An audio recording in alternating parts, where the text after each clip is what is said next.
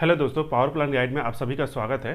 दोस्तों आज हम लोग देखेंगे बॉयलर क्या होता है, किसी भी स्टीम जनरेटर को हम लोग आईवीआर के अनुसार कब बॉयलर कहेंगे, आईवीआर क्या है और इसकी ज़रूरत क्यों पड़ी, इसका निर्माण कब और कैसे हुआ, इन सभी बातों का हम लोग इस वीडियो में डिटेल में डिस्कशन करेंगे।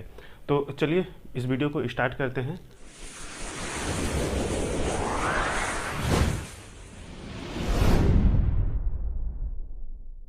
तो बॉयलर, जैसा कि हम लोग ने पिछले वीडियो में देखा था कि बॉयलर के बारे में हमने बताया था कि बॉयलर क्या है, एक ऐसा क्लोज वेसल है जहाँ पे हम लोग स्टीम को जनरेट करते हैं। तो boiler is a close vessel in which steam is generated with the help of combustion of fuel.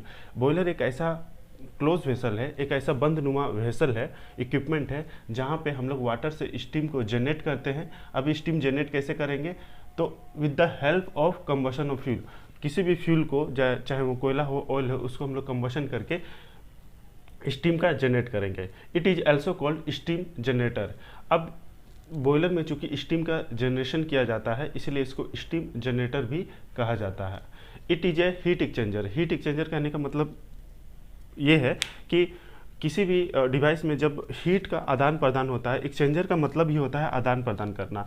तो किसी भी डिवाइस में जब हीट का आदान प्रदान होगा तो हम लोग उसको हीट एक्सचेंजर बोलेंगे। जैसा कि बॉयलर में भी जो फ्यूल का जो कंबशन किया जाता है तो वो अपने हीट को एक्सचेंज करता है वाटर को, जिससे वो वाटर जो है वो स्टीम में कन्वर्ट हो पाता है। तो इसको भी हम लोग हीट एक्सचेंजर बोलेंगे। अब हम लोग जान लेते हैं कि किसी भी स्टीम जनरेटर को हम लोग कब आईवीआर के अनुसार उसको बॉयलर कहेंगे। उससे पहले आईवीआर के अनुसार में थोड़ी जानकारी ले लेते हैं। इंडियन बॉयलर रेगुलेशन एक्ट, जैसा कि भारतीय लोगों के हित के लिए कुछ नियम कानून बनाए गए हैं जो हमारा भारतीय संविधान कहलाता है, ठीक उसी तरह भारत में बॉयलर को चलाने के लिए उसके सेफ्टी को देखते हुए कुछ रूल्स और नियम बनाए गए हैं जिसको हम लोग आईवीआर बोलते हैं। ओके, तो इसका निर्माण कैसे हुआ, तो 1770 से 1775 में जब जेम्स वाट ने स्टीम इंजन का आविष्कार किया तो भारत में भी इंडस्ट्री में काफ़ी डेवलपमेंट हुआ और ये सब कुछ अच्छा ही चल रहा था कि 1863 ईस्वी में कोलकाता में फर्स्ट बॉयलर एक्सप्लोजन हुआ। ठीक है, बॉयलर का एक्सप्लोजन हुआ, बॉयलर फट गया, जिससे क्या हुआ, बहुत ही जान माल की क्षति हुई। इसी को देखते हुए 1864 ईस्वी में एक बिल पास किया गया। ठीक है, कोलकाता में। उस बिल को हम लोग बंगाल एक्ट कहते हैं। बट जैसे ही ये एक्ट पास हुआ और इसका रूल्स को अपनाने लगे तो दूसरे स्टेट वाले भी देखकर क्या किए कि अपना कुछ नियम स्टार्ट किए बॉयलर को चलाने के लिए।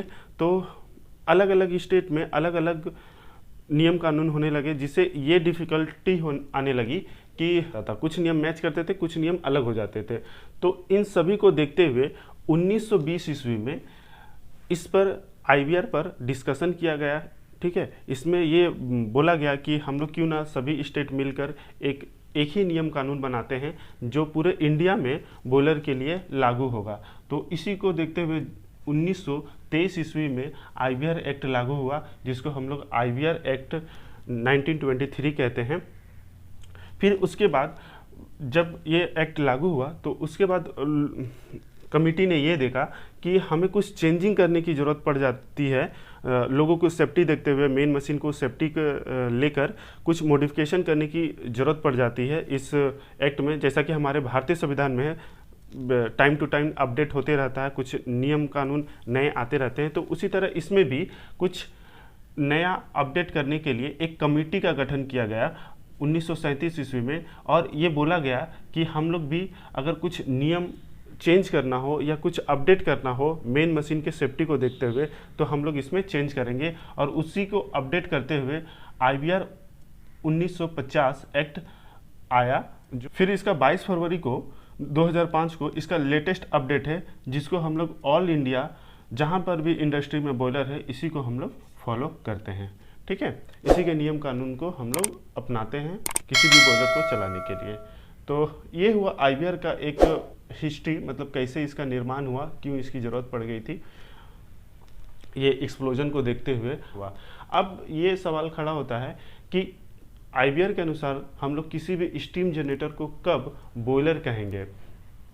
तो देखिए, आईवीआर के अनुसार कुछ क्राइटेरिया दिए गए हैं, जब उसको कोई भी स्टीम इंजन फुलफिल कर लेगा तो उसको हम लोग बॉयलर कहेंगे। वरना आप देखे होंगे कि घर में जो प्रेशर कुकर होता है वो भी तो स्टीम जनरेट करता है, तो क्या हम लोग उसको बॉयलर कह सकते हैं? तो उसको हम लोग नहीं कह सकते हैं। अगर कुछ वो क्राइटेरिया फिल कर लेता है, ये 3 जो क्राइटेरिया अगर वो फुलफिल कर लेगा तो उसको भी हम लोग बॉयलर कहेंगे। लेकिन घर का जो प्रेशर कुकर होता है वो कितने लीटर का होता है? 3 लीटर, 5 लीटर, तो वो कुछ हम लोग क्राइटेरिया को देखेंगे। तो IBR के अनुसार पहला जो क्राइटेरिया है वो किसी भी स्टीम जनरेटर का कैपेसिटी 22.75 लीटर से ज़्यादा होना चाहिए, जिसको गैलन में हम लोग 5 गैलन बोलते हैं। ओके, और वो under Holi and partially pressure होना चाहिए। मतलब वो या तो वो कुछ प्रेशर में होना चाहिए या तो वो पूरे तरीके से प्रेशर में होना चाहिए। अगर मिनिमम प्रेशर की बात करें तो 3.5 kg पर सेंटीमीटर स्क्वायर से ज़्यादा होना चाहिए। अगर ये इस क्राइटेरिया को पूरा करेगा तो उसको हम लोग बॉयलर कैटेगरी में डालेंगे। और जो भी स्टीम जनरेटर होगा वो कुछ इंक्लूड किए रहेगा कुछ माउंटिंग और फिटिंग्स। माउंटिंग और फिटिंग्स क्या होता है इसके बारे में एक सेपरेट वीडियो बनाएंगे। बॉयलर के सेफ्टी को देखते हुए जब हम किसी इंस्ट्रूमेंट का यूज करते हैं बॉयलर में तो उसको हम लोग माउंटिंग्स बोलते हैं, जैसा कि सेफ्टी वाल्व हो गया, ठीक है, गेज ग्लास हो गया, आपका प्रेशर गेज हो गया। किसी भी स्टीम जनरेटर में जब ये चीज़ें लगी रहेगी तो उसको हम लोग बॉयलर कैटेगरी में डालेंगे, और जब ये तीनों क्राइटेरिया फुलफिल हो जाएगा तो उसको हम लोग बॉयलर कहेंगे। तो ये हो गया IBR के अनुसार कि किसी भी स्टीम जनरेटर को हम लोग कब बॉयलर कहेंगे। तो इस वीडियो में हम लोग ने देखा कि बॉयलर क्या होता है, किसी भी स्टीम जनरेटर को हम लोग कब IBR के अनुसार बॉयलर कह सकते हैं, IBR क्या है, इसकी ज़रूरत क्यों पड़ी और इसका निर्माण कब और कैसे हुआ, इन सभी बातों का हम लोग बहुत अच्छे से इस वीडियो में समझ लिए। तो आई होप कि ये वीडियो आपको काफ़ी पसंद आया होगा। अगर ये वीडियो आपके लिए इन्फॉर्मेटिव रहा हो तो प्लीज़ इस चैनल को सब्सक्राइब कर लें, ताकि इस चैनल पर आने वाला हर वीडियो आपको टाइम टू टाइम मिलता रहे। तो मिलेंगे नेक्स्ट वीडियो में, तब तक के लिए जय हिंद।